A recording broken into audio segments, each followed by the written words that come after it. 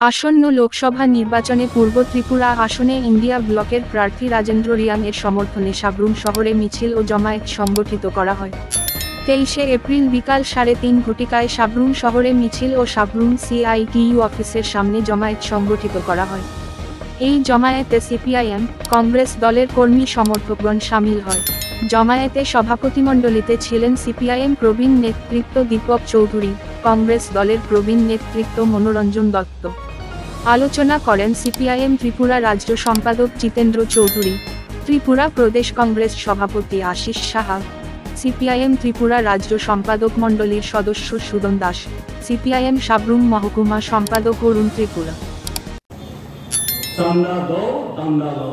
এই চান্দাকে ওই কালো চশমা দলের কাছে 11%, 13%, 14% আজকে ত্রিপুরার মধ্যে সর্বোচ্চ চালু হয়ে গেছে। আগে তাদের পকেটে টাকা দাও বা অন্যভাবে সেই তাদেরকে জমা করো, এরপর তুমি ব্রিজ করো, রাস্তা করো, জলের উৎস করো। কি চলছে বলে? তাহলে আজকে বিজেপি এই চাঁদা তোলা সুপ্রিম কোর্ট দ্বারা প্রমাণিত তারা অপরাধী। তাহলে শুধু অভিযোগের কারণে যদি কেজরিওয়াল গ্রেপ্তার হয়, এখন তো সুপ্রিম কোর্ট দ্বারা প্রমাণিত হওয়ার পর কেন